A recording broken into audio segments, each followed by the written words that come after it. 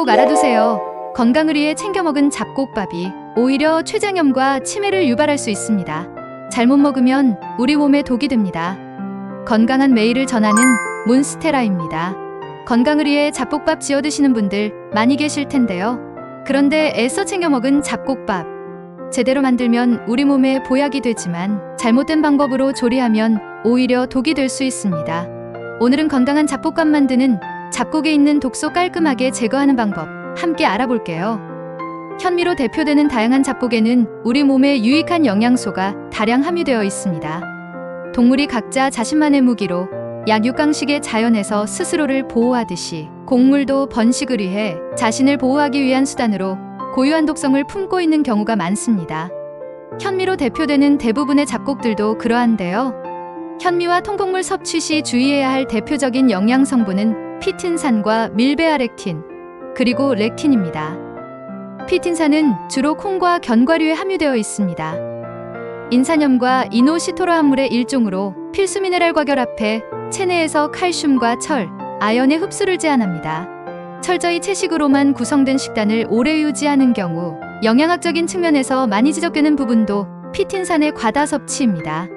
또한 밀베아렉틴은 현미를 포함해 거의 대부분의 통곡물에 다량 함유되어 있는데요. 밀가루 음식의 단점으로 지적되는 글루텐보다도 오히려 인체에 더 해롭습니다. 글루텐보다 입자가 훨씬 작기 때문에 위나 대장, 소장벽을 쉽게 통과해 점막을 파괴하고 손상시켜 만성염증과 치매를 유발하기 쉽기 때문입니다. 또한 소화를 방해해 메스꺼움이나 배탈, 복부 팽만감을 유발하며 칼슘과 철, 아연인 등 필수 미네랄의 흡수를 저해합니다. 주변에서 잡곡밥을 먹으면 소화가 잘 되지 않거나 가스가 많이 찬다는 분들이 종종 계셨을 텐데요.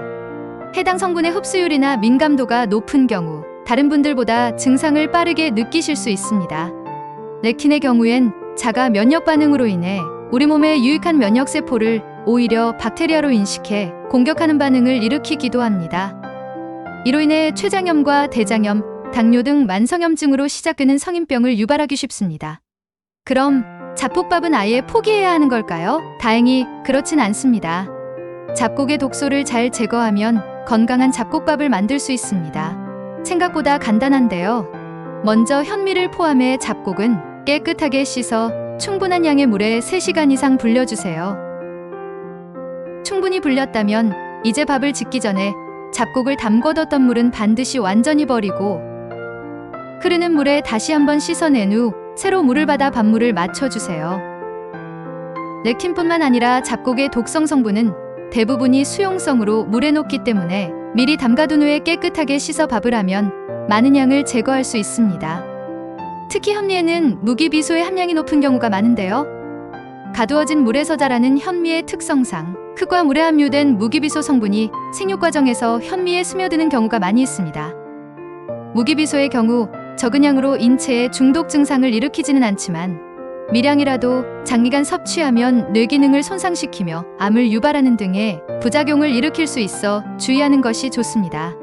다행히 무기비소도 물에 녹는 성질이라 3시간 이상 불려주면 60% 가까이 제거할 수 있습니다. 단, 유궤양이나 대장염 등의 기저질환을 앓고 있다면 잡곡밥보다는 소화에 유리한 흰쌀밥이 더 좋으니 참고하세요. 여러분의 건강한 매일을 응원합니다. 구독 후에 알림 설정을 켜두시면 유익한 건강 정보가 매일 여러분을 찾아옵니다. 건강한 매일, 더 풍요로운 내일을 전하는 몬스테라였습니다.